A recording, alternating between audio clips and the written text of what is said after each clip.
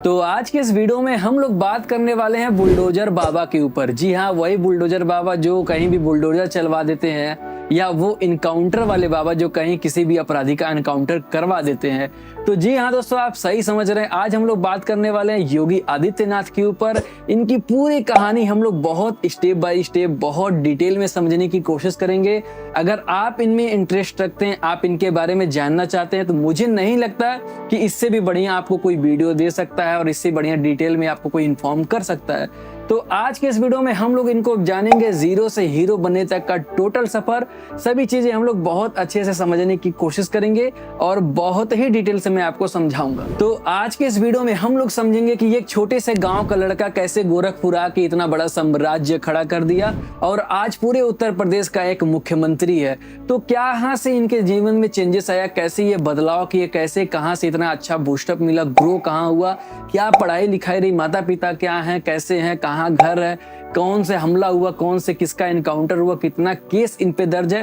तो टोटल आज हम लोग डिस्कस करने वाले हैं। स्टार्ट करते हैं जन्म से लेकर। दोस्तों, इनका जन्म हुआ था 5 जून 1972 को, जो कि उत्तराखंड पौड़ी गढ़वाल एक गांव है, वहां पे हुआ था। तो इनके पिताजी का नाम है आनंद विष्ट सिंह और माता जी का नाम है सावित्री जी, और इनका बचपन का नाम था अजय सिंह विष्ट। पहले ये योगी आदित्यनाथ नहीं थे, पहले ये अजय सिंह विष्ट थे। पढ़ाई लिखाई तक ये अजय सिंह विष्ट थे, बाद में योगी आदित्यनाथ बने। कैसे बने वो मैं आपको बताऊंगा। तो योगी जी का बेसिक पढ़ाई लिखाई सब उनके गांव उत्तराखंड में ही हुआ, लेकिन ये आगे की पढ़ाई करने के लिए श्रीनगर चले गए। श्रीनगर में बहुत अच्छे से पढ़ाई की, वहाँ पे ग्रेजुएट हुए। लेकिन उनके साथ कुछ ऐसा हो गया कि उनको दोबारा वही चीज रिपीट पढ़ना पड़ा। एक्चुअली क्या हुआ, जहाँ वो रहते थे उस कमरे में एक बार चोरी हो गया। एक्चुअली चोरी में क्या हुआ, उनका जो बैग था, बैग में उनका मार्कशीट रखा था, वो पूरा गायब हो गया। अब इनको आगे एडमिशन लेना था, तो आए एडमिशन लेने के लिए। पता चला कि आपके पास तो मार्कशीट है नहीं, आपका एडमिशन हो नहीं पाएगा। लेकिन इन्हें पढ़ाई तो करनी थी, लेकिन ये फिर क्या किए कि फिर वापस श्रीनगर गए, वहां पे पढ़ाई की, उसे कंप्लीट किए और एमएससी में एडमिशन लिए, गणित एमएससी में। और वही गणित एमएससी का पढ़ाई ही कर रहे थे। फिर उसके बाद से एक आंदोलन होने लगा, राम मंदिर आंदोलन, जो कि आजकल भी बहुत ट्रेंडिंग में, उस समय भी ट्रेंडिंग में था। लेकिन उनको बहुत ज्यादा इंटरेस्ट था मंदिर में, सनातन में, राम मंदिर में बहुत ज्यादा वो इंटरेस्ट से बचपन से। तो वो क्या हुआ कि एक समय ऐसा आया कि जो एमएससी गणित से वो पढ़ाई कर रहे थे, तो एक शोध करने के लिए, ना होता है ना कि जो कोई हायर क्लास में रहता है तो किसी दूसरे जगह जाते हैं कि यहाँ पे जाओ रिसर्च करके आओ, या फिर एक तरह से समझे इंटर्नशिप तरीके से। मान लीजिए मैं यहाँ पढ़ रहा हूँ तो कुछ सीखने के लिए कहीं भेजा जाता है कि जाओ यहाँ पे देखो क्या है, कैसे है। तो ऐसे ही उनको क्या हुआ कि उनको एक बार गोरखपुर आना हुआ। फिर वो गोरखपुर में जब एंट्री किए, तो जब वो गोरखपुर में एंट्री की, गोरखपुर पूरा घूमे में, बाद में जब गोरखनाथ मठ, गोरखनाथ मंदिर जो आज है, गोरखनाथ पहुंचे, तो वहां पे वो मिले अवैधनाथ से। जो उसमें मठ के मेन थे वो अवैधनाथ ही थे, और वो भाजपा से उस समय एक चुनाव भी यहाँ पे जीत गए थे, और करंटली वो पॉलिटिक्स में भी थे अवैधनाथ, योगी आदित्यनाथ नहीं। फिर क्या हुआ, जब वो योगी आदित्यनाथ गोरखपुर आए, उनसे मिले, उनको यहाँ का चकाचौंध देख रेख बहुत ही पसंद आया। और उनको सबसे बड़ी बात कि सन्यासी जो जीवन है वो उनको बहुत पसंद आ गया। तो वो फाइनल डिसाइड ये कर लिए कि भैया अब हम तो गोरखपुर ही रहेंगे और हम सन्यासी बन के रहेंगे। तो सोचिए, जो एक लड़का बिना घर पे बताए भी नहीं कहाँ हम जा रहे हैं, क्या करने, वो बस बता रहे कि हम पढ़ाई के मामले से गोरखपुर जा रहे थे। और वो क्या किए, गोरखपुर आए और इस मठ में आके यहाँ पे कन्विंस हो गए, उनको पसंद आ गया। जो भी चीजें यहाँ के कल्चर या फिर जो भी सन्यासी का रूप होता है उनको पसंद आ गया। और वो क्या कि अवैधनाथ से शिक्षा लेके और वहीं पे सन्यासी बन के और यहीं पे रह गए। और अवैधनाथ ही उनका अजय सिंह विष्ट से नाम बदल के योगी आदित्यनाथ रख दिए थे। ये बात हो रही है 1994 की। जी, 1994 में ही वो सन्यासी का रूप धारण कर लिए थे। लेकिन जो भाजपा आज उनके साथ चल रही, भाजपा का ये पहचान उनको 1991 से ही है, क्योंकि जिससे वो शिक्षा लिए, जिस गुरु के साथ जुड़े अवैधनाथ, वो 1991 से ही भाजपा से जुड़े हैं और उस समय ही पॉलिटिक्स में थे। अब फाइनल हमारे बुलडोजर बाबा का गोरखपुर में आगमन हो गया और ये सन्यासी बन के इनका नाम भी चेंज हो गया, जो आज पूरी दुनिया इनको जान रही है योगी आदित्यनाथ के बारे में। अब आगे का कहानी ये स्टार्ट होता है 1998 से। लेकिन जो उस समय का जीत था वो बहुत ज्यादा वोटों से नहीं था, बहुत माइनर वोट से वो जीते थे। लेकिन उसके बाद उनका दबदबा ऐसा बना, ऐसा काम किए, ऐसा लोगों को प्रभावित कर लिए कि उसके बाद 2004 2009, 2014 में बहुत भारी मात्रा से वोटों से जीतना ये शुरुआत कर दिए। लगभग देखा जाए 1998 से लेकर 2017 तक ये सांसद रहे गोरखपुर के। लेकिन 2017 में जैसे ही मुख्यमंत्री का चुनाव हुआ, ये मुख्यमंत्री बने, फिर उसके बाद से वहां से इस्तीफा दे दिए और अभी फिलहाल गोरखपुर के सांसद हमारे रवि किशन जी हैं। ये बहुत से लोग जानते हैं, वो भी बहुत ही अच्छे व्यक्तित्व हैं, कभी उन पे बात किया जाएगा बाद में, लेकिन अभी बात करते हैं योगी जी पे। तो अभी तो वो माननीय मुख्यमंत्री हैं उत्तर प्रदेश के। जब वो मुख्यमंत्री बने तो अपने पद, सांसद पद से इस्तीफा दे दिए थे। और मुझे वो दिन अच्छे से याद है जब मैं 12th में पढ़ रहा था, फिर मेरा लास्ट पेपर था शायद, हाँ लास्ट पेपर मेरा इंग्लिश का। वो दिन था 19 मार्च 2017 जी, वो लास्ट पेपर था। उस समय जब मैं जा रहा था तो पता चला कि हाँ आज काउंट होने वाला है, कौन मुख्यमंत्री बनेगा ये आज डिसाइड हो जाएगा। लेकिन जब मैं उधर से पेपर दे के आ रहा तो पता चला हाँ आज ये मुख्यमंत्री बन गए हैं और योगी जी को ही मुख्यमंत्री बनाया जा रहा है। और उनके मुख्यमंत्री बनते ही ये कभी भी इंडिया में 2 उप मुख्यमंत्री नहीं बनाए गए। पहला थे केशव प्रसाद मौर्य और दूसरा थे दिनेश शर्मा। यहाँ तक तो नॉर्मली सब कुछ सही चल रहा था, ठीक। लेकिन बीच 2008 में योगी जी के कहानी जब हो बहुत ज्यादा वायरल ही होने लगे। एक्चुअली क्या हुआ कि 2008 में इनको पर एक हमला हो गया था। आजमगढ़ दौरे पे गए थे, आजमगढ़ में ही इन पे कुछ हमलावारों ने हमला कर दिया था। एक्चुअली क्या हुआ था उस समय 100-150 गाड़ियों को लोग रोक लिए थे ऐसे, और जितने भी पब्लिक थे उसमें लोगों को मारना शुरू कर दिए थे। कई लोगों को लहूलुहान कर दिए, कई लोगों को चोट लगा, बहुत लोग कई लोग गंभीर इंजर्ड हो गए।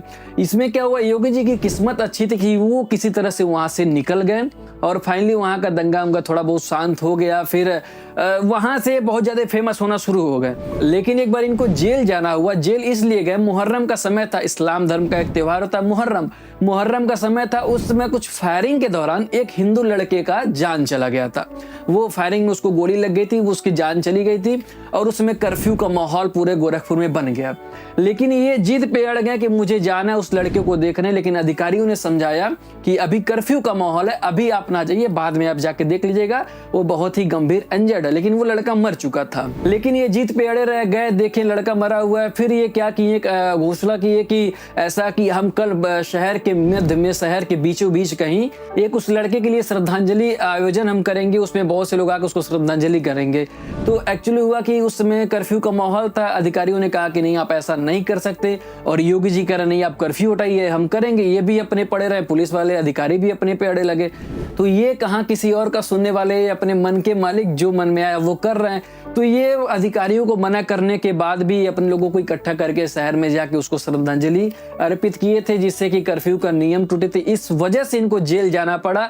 और जेल जाते ही कुछ अंजाम ऐसा हुआ, इनके चाहने वाले जो मुंबई से गोरखपुर गोदान एक्सप्रेस ट्रेन आती है उसमें कुछ डिब्बों में लोग आग लगा दिए।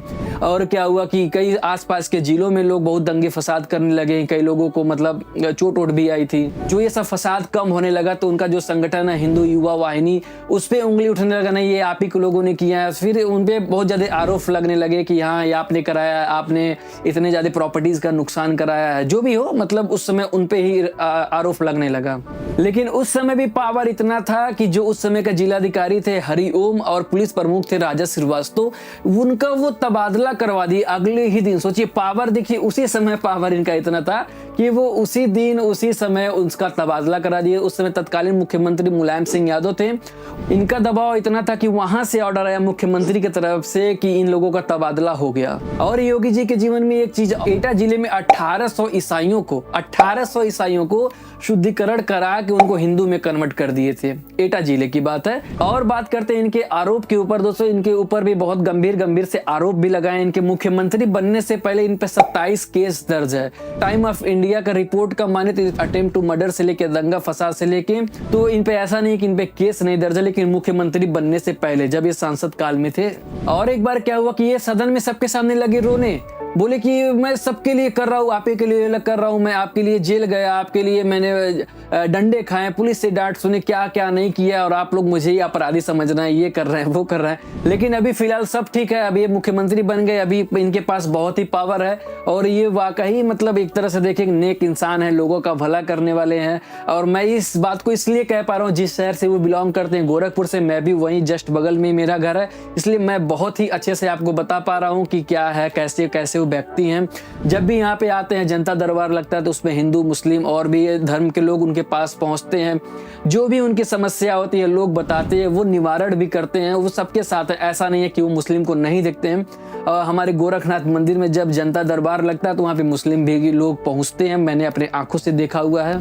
और फिलहाल बाबा के बुलडोजर की बात ही क्या करे, वो कितनों का बुलडोजर कहाँ पे क्या चलवा दे रहे हैं। कहीं पे कुछ हो जाए तो बाबा का बुलडोजर चलेगा, कहीं कोई अपराधी कुछ हो गया तो एनकाउंटर होगा। मतलब एक तरह से देखिए कि जो दंगा फसाद, जो गुंडागर्दी, वो कहीं ना कहीं तो मुझे लगता है थोड़ा सा तो कम है। अभी चीज़ें सब कुछ नॉर्मल चल रही है, सिस्टमेटिक चल रही है। फिर गोरखपुर का फिलहाल जो माहौल है, जो जगह है, जो परिवर्तन है, जो लोकेशन यहाँ का है, उसमें भी बहुत ज़्यादा चेंजेस है। अभी काफ़ी बदल चुका है हमारा शहर, और अच्छे चीज़ें मतलब जो पहले था उसमें बहुत ज़्यादा डेवलपमेंट हो चुका है। तो ऐसा नहीं है कि इनके समय में कुछ नहीं हुआ गोरखपुर में या फिर हमारे उत्तर प्रदेश में, काम भी हुआ। तो फाइनली मतलब जो बाबा का कार्यकाल है, जो जीरो से लेके हीरो बनने तक का सफर है, तो यही है। बाबा आए, गोरखपुर आए, बसे, देखे, सब कुछ अच्छा लगा। अवैधनाथ इनको जिम्मेदारी दी, चुनाव लड़े, चुनाव जीते, फिर उसके बाद से अपने लाइफ में आगे बढ़ते गए, कभी पीछे मुड़ के नहीं देखा।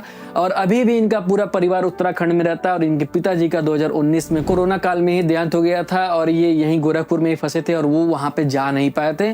तो फिलहाल अभी योगी जी का मुख्यमंत्री काल चल रहा है। अब आगे क्या होता है, कौन मुख्यमंत्री बनेगा चुनाव में, या मुख्यमंत्री से आगे योगी और कहीं किसी बड़े पोस्ट पे जाने वाले हैं कि नहीं जाने वाले हैं, इसे आप कमेंट में बताइएगा। तो इस वीडियो में इतना ही। उम्मीद करता हूं कि आप योगी आदित्यनाथ के बारे में इतनी जानकारी हासिल कर ली होंगे कि आप कुछ भी थोड़ा बहुत उनके बारे में बता सकते हैं। तो इस वीडियो में इतना ही। और कोई बात आपके मन में हो, कुछ और जानना चाहते हो, किसी और टॉपिक पे बात करना चाहते हैं, तो प्लीज कमेंट बॉक्स के जरिए बताना ना भूलिएगा। मैं उस पर एक प्रॉपर वीडियो बनाऊंगा। तब तक के लिए थैंक यू सो मच। मिलते हैं अगले वीडियो में।